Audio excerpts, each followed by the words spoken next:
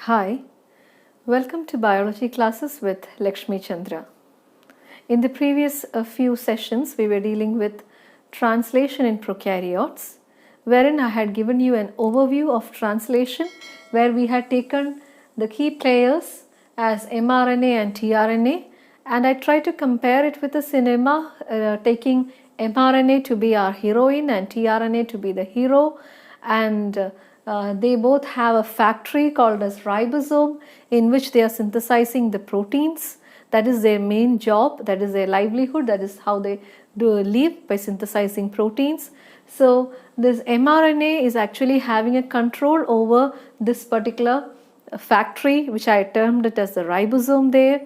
Okay, and this mRNA is having codons. So according to these codons, the information is in the form of codons there. So according to that information, tRNA, the hero, brings the various amino acids, and how the amino acids are brought and all were dealt with in the initiation section, and how the first tRNA is coming with the first amino acid and binding, and to which part of this factory it is bringing the first amino acid, and how the other co-workers, the other enzymes, the initiation factors and all are helping in that starting of that factory, of that mechanism of protein synthesis, were all dealt with in the previous sessions. So if you have not gone through that, the link for those are given in the description. You may go through that, it will be very helpful for you. And in today's session, we'll focus on the next part, that is the next session, that is elongation of translation in prokaryotes. In that, we have to have a clear understanding about the key players here in elongation. They are very simple, they are some elongation factors. So as it is mentioned here, they are the elongation factors Tu, that is thermo unstable, and elongation factor Ts, thermostable, elongation factor G, which is actually doing the translocation of tRNA and mRNA. This will be more clear to you as I explain the process. And then you have elongation factor P, which is doing the formation of peptide bond formation. Okay, and also you have so these are the four elongation factors that is present and which are doing the key process of elongation. Let's move on to each one of them.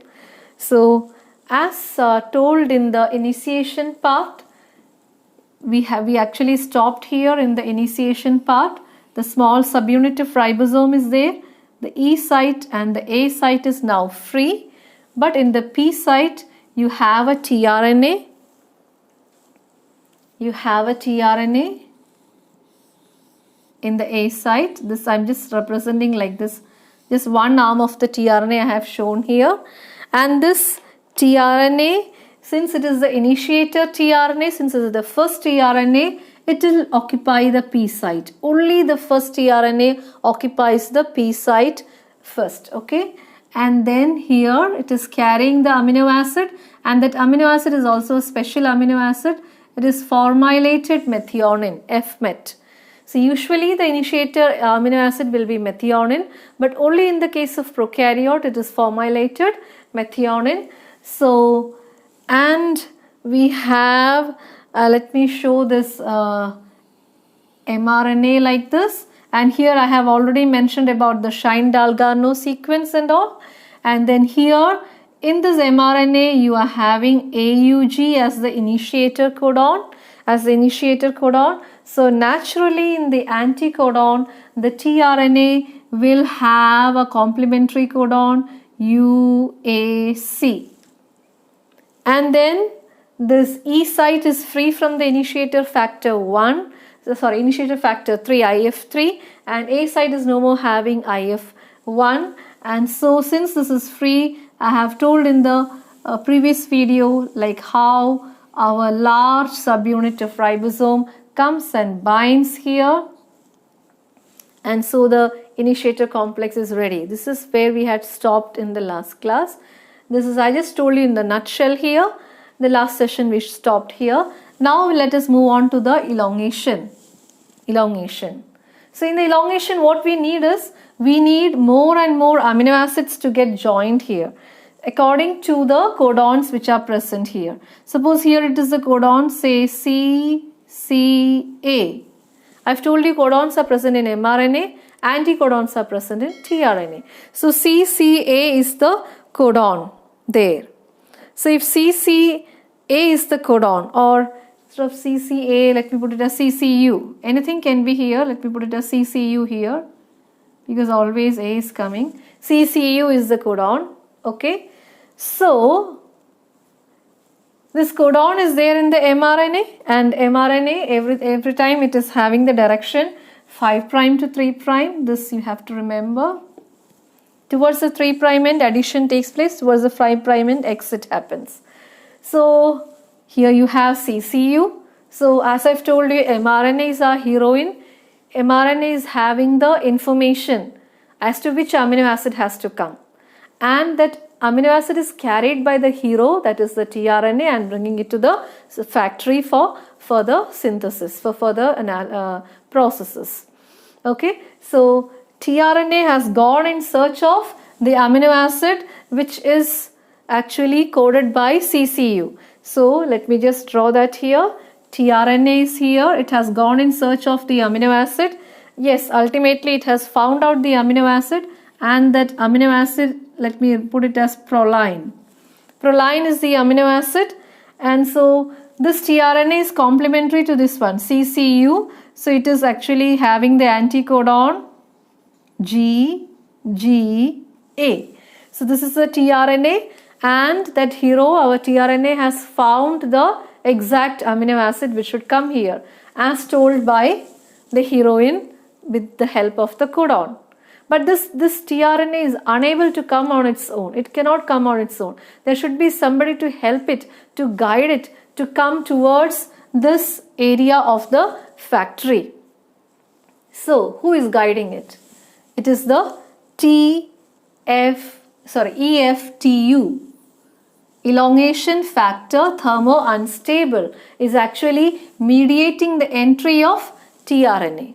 So to this comes and binds another factor, that is our elongation factor, EFTU. It comes and binds. Okay, it is now bound to the tRNA. And this EFTU is having with it the energy molecule GDP. But this GDP is not enough for this EFTU to carry this tRNA with the load of that amino acid and bring it to this site. GDP is not enough. It needs a GTP. Okay, GDP is not enough. It needs a GTP. So again, there are other helpers. EFTS, that is elongation factor thermostable. It is thermostable. It is the one which is doing guanine nucleotide exchange.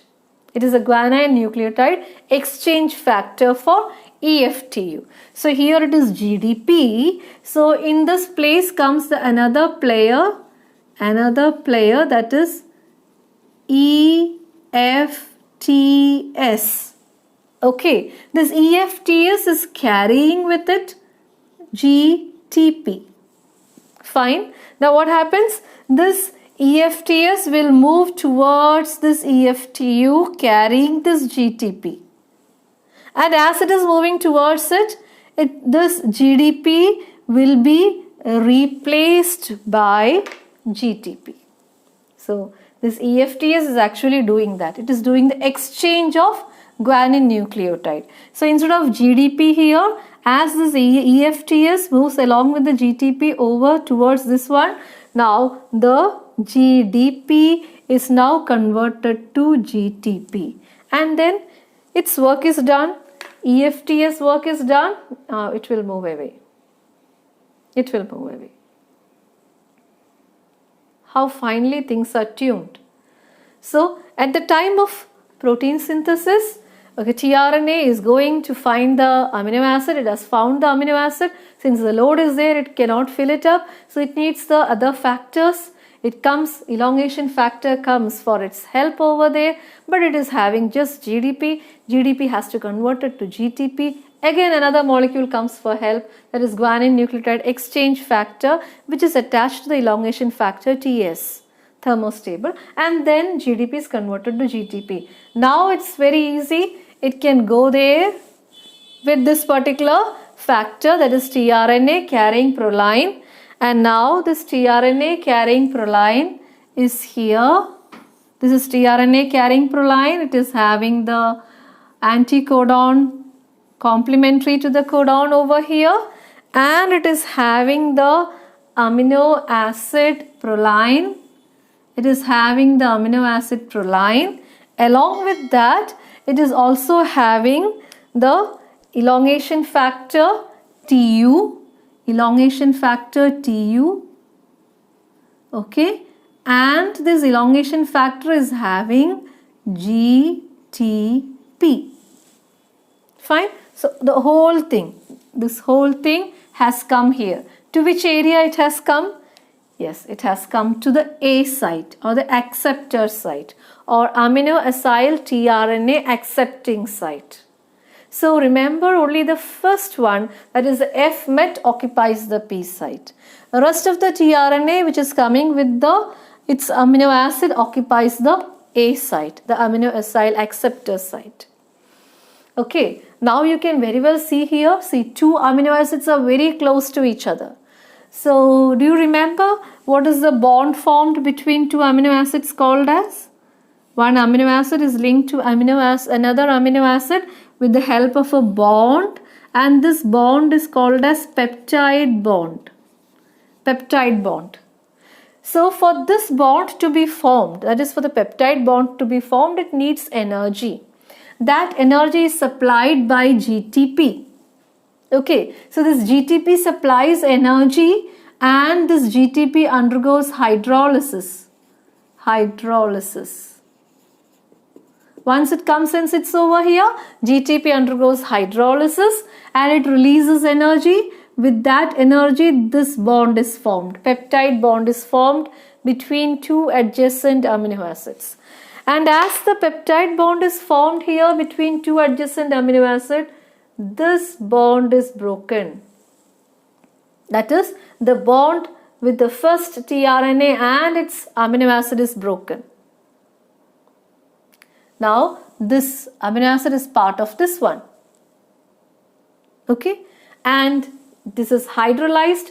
As soon as this GTP is hydrolyzed, very soon this elongation factor cannot stay here with the GDP. So it moves away. Elongation factor is gone.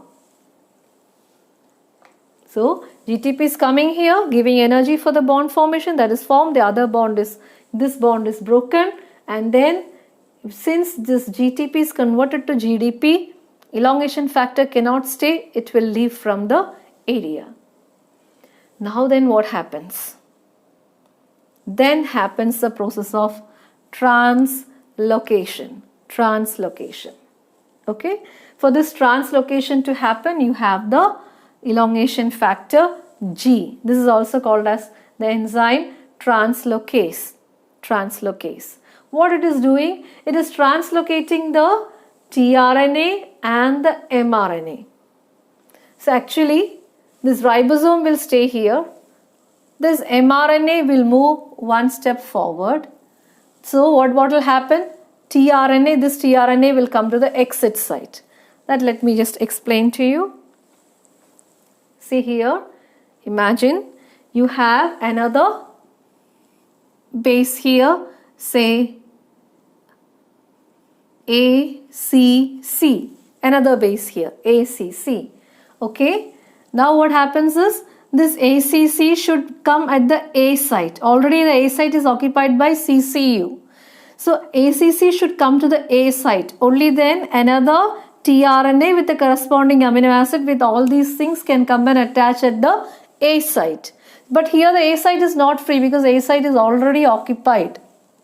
So what happens is this ribosome will just imagine this is a thread, I am just pulling this one step forward here like this, one step forward. So one step forward when I pull, This area will be one step here. AGG will be here in the exit site. AUG will be there in the exit site. The CCU will be here in the AUG site, and AAC will be here in the CCU site. That means in the A site. So what happened? When I am pulling this thread one step forward, AUG site comes here. In the P site what comes? CCU part comes, and in the A site comes the ACC part. See how wonderful it is happening.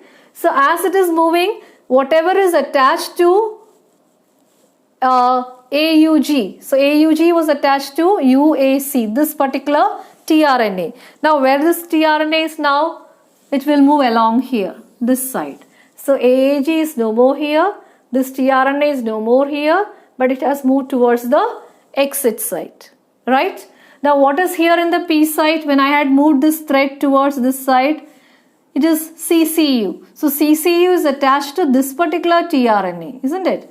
It is attached to GGA tRNA, and so since CCU has moved this side, the tRNA which is attached also will move to this side.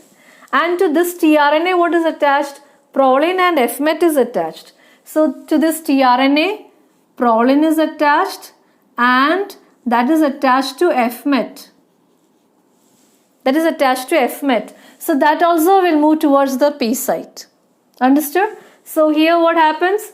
In this side, this is no more there. This has already moved towards the P side. It has moved. Now then what is there here? Now here this is replaced by ACC. In the A side it is ACC which is present. So CCU is no more here. CCU has moved to this side. I have already written here.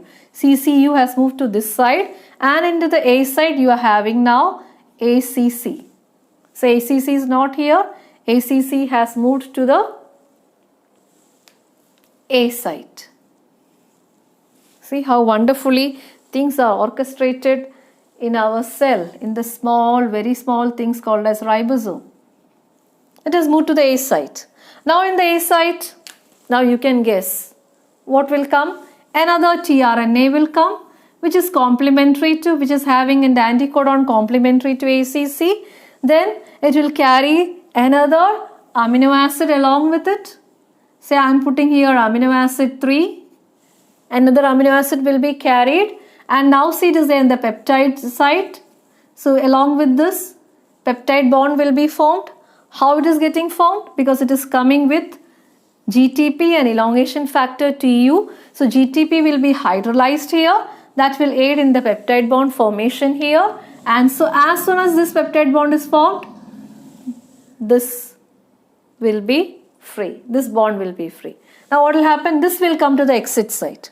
Why? Because I am moving again this thread one step forward. I am not moving. Who is actually doing? Translocase is doing. EFG is doing.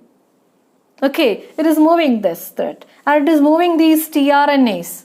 As the mRNA it is moving the tRNAs also along with that. So everything will be moving to the exit site. So the first one which has entered is now outside the ribosome. Okay, so likewise, next one, it will be keeping on going like that. And then when will it stop?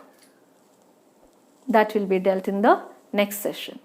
Termination of translocation. Thank you all.